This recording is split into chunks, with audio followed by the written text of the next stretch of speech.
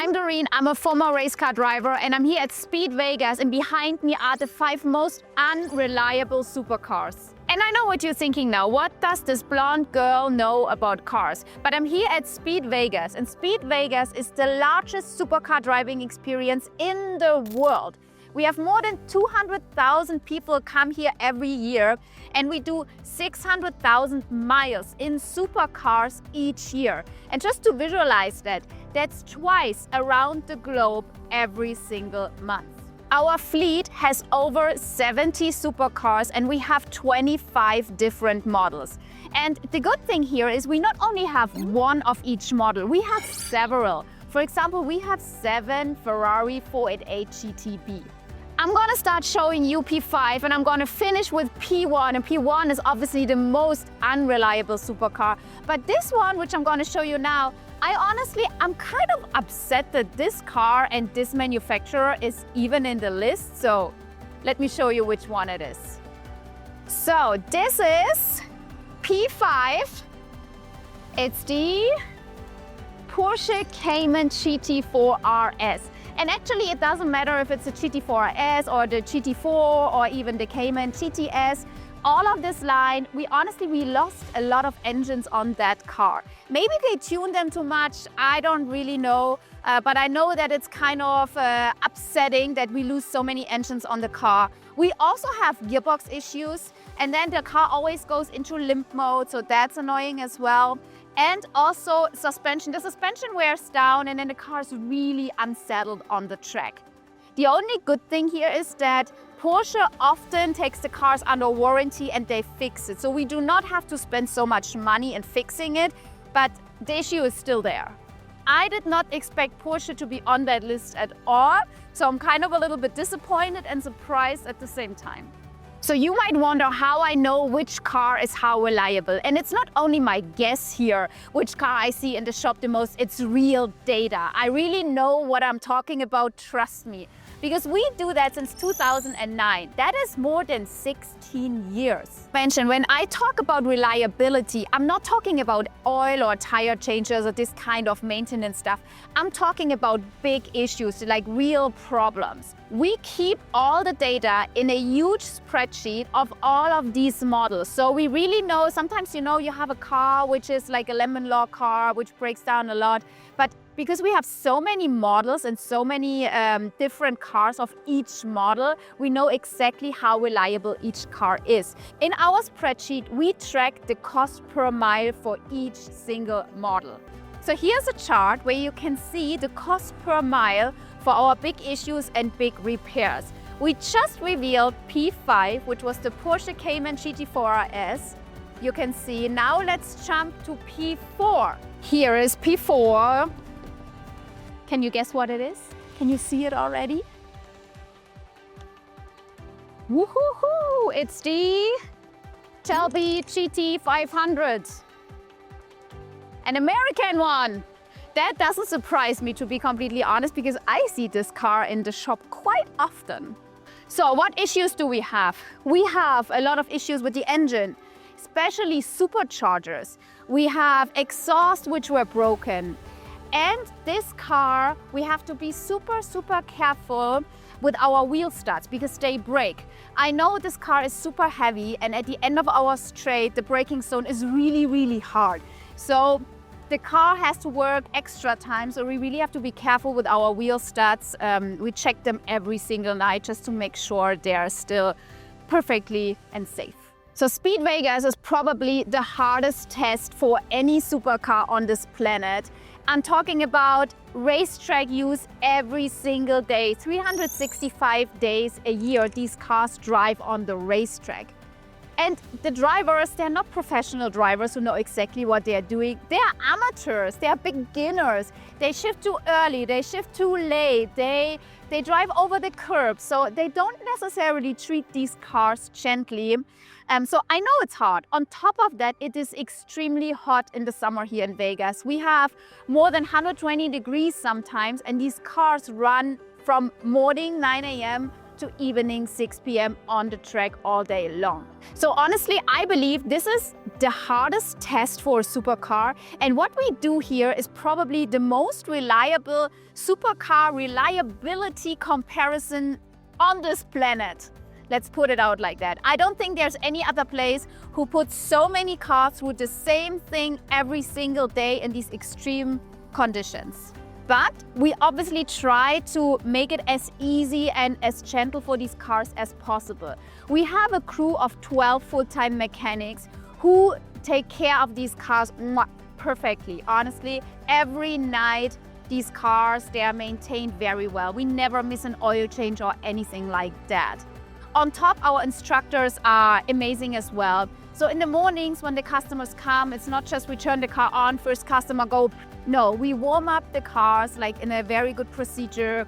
So like really gentle, so they're good prepared for the day. When it's super hot outside, we do cool down laps after each customer. So we really try our best to maintain the cars as good as possible. You're ready for P3. We have a German, we have an American.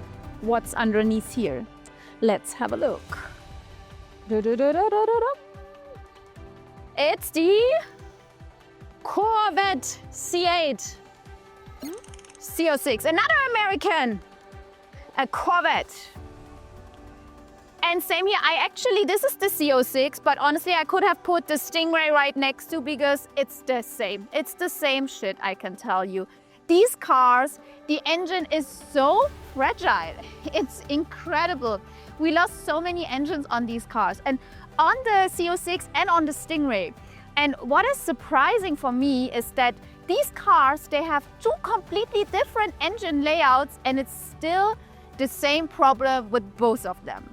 Maybe they built the engines too tight, that's what we believe. And when we drive them on the racetrack, everything is heating up and expanding, and then the engine just breaks.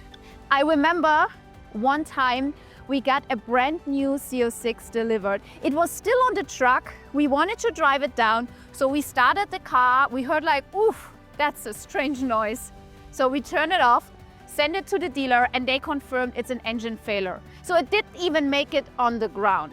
The only good thing with Corvette is that a lot of these engine problems are under warranty, so they fix it under warranty. But even here, so we had one engine broke, we sent it to Corvette, they fixed it under warranty, and then the same engine broke again, and they refused to fix it again under warranty. So we have P5 Porsche Cayman GT4 RS, P4 Shelby GT500, and P3 Corvette C8 Z06 and Stingray. So what do you think? Which car is under the cover for P2? I'm honestly a bit sad because I like this car. I really like it. So let me know if you can guess it. I think it's pretty easy. I only have to show you a little bit and you know right away which car it is. That should be enough for you to know which car is under the cover, right? But yeah, let me show you the rest. I think you can guess it. It's the Ferrari 488 GTB. Similar than Corvette, it's the same here. So it's the same issues we have with the Ferrari 488 GTB and with the 488 Pista. So they are kind of in the same category. It's really unfortunate because I like this car. It's such a beautiful car. And maybe I should start with the positives first. Because we used to have much more issues, but now we bought many more Ferrari 488, so we are able to rotate.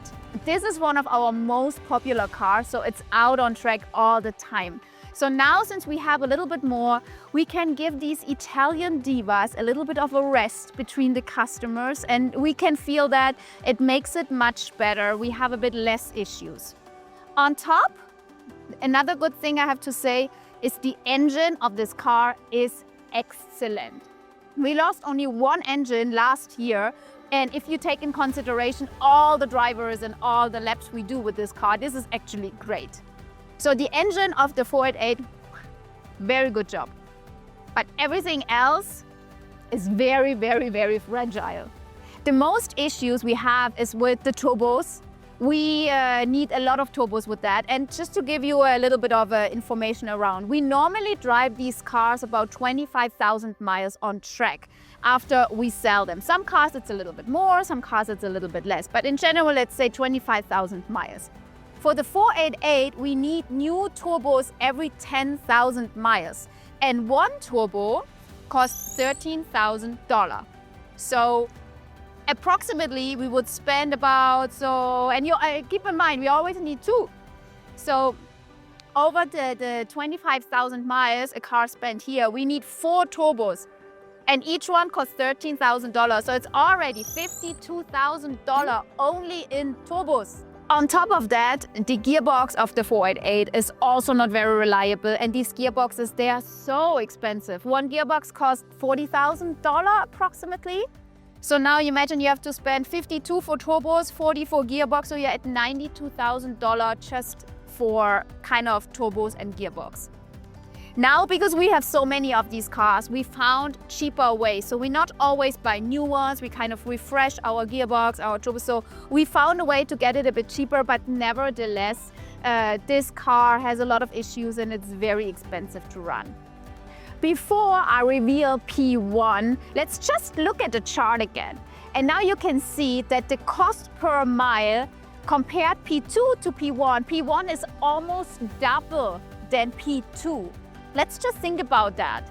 I just told you about the $92,000 for the Ferrari 488, and P1, it's almost double.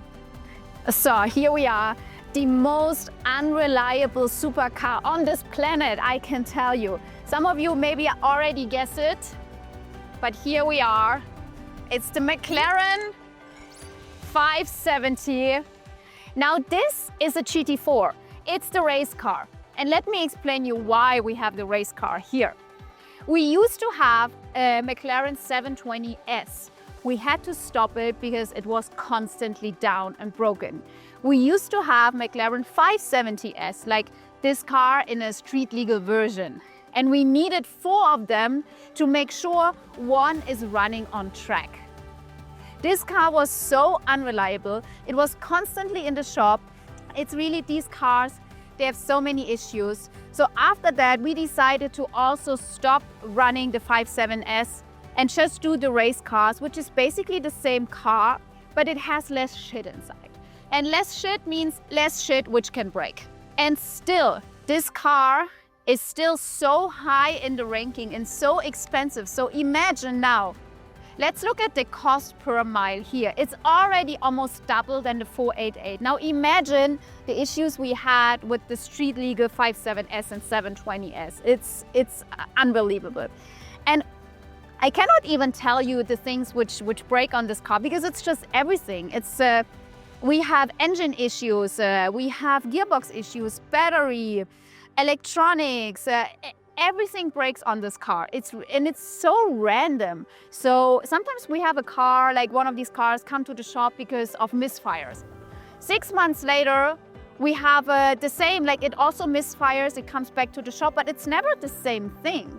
It's like the misfire from 6 months ago was caused by something completely different than now. So I feel like we always have to start from the beginning and have to figure it out, and it's always so random and so weird issues. Not long ago, the exhaust broke and all the hot air came into the engine bay, and then we had to replace the whole wiring harness because everything melted. We had to refresh the engine, the gearbox. It was such a big job. I made a video about that, so if you're interested in watching how we did it, you can find it here. It's just we have so many issues with this car. I don't know, and it's so beautiful, you know. I really like this car. It looks so badass. It drives nice. I really want to like it, but yeah, it's not reliable at all. And you can kind of see that if you want to buy a supercar and you look at the prices of the cars. Performance-wise, this car, like the 570S, you can compare it to a Huracan or Ferrari 488, maybe even Porsche GT3 RS. Performance-wise, it's that category. But the McLaren 570S is so much cheaper than all the other ones. And there is a reason, and the reason is exactly that. It's so unreliable, it's so expensive, and it makes such a headache to have these cars that people who have it, after a while they are tired of it and they just want to get rid of it. So these are the 5 most unreliable cars. It starts with the Porsche Cayman GT4 RS, then Shelby GT500, another American with the Corvette C8, and then we have an Italian Ferrari 488, and at the end P1, the most unreliable one. It's a British McLaren 570S. So we have all nationalities in here. I cannot even tell you which nationality you should avoid. They are all in here. Very, very sad. But honestly, guys, I also made a video about the 5 most reliable cars. So if you're really looking for a car you want to drive and you want to have no issues with the car, you should check out my video about the 5 most reliable cars. But you know what? The good thing is here at Speed Vegas, we take care of all the issues. We maintain them, we cover all the costs, you don't have to pay this. So if you really want to drive these cars, don't buy them. Just come to Speed Vegas, take them out on the racetrack, and then after you go home and you don't have to worry. And what do I always say? You know where to find us.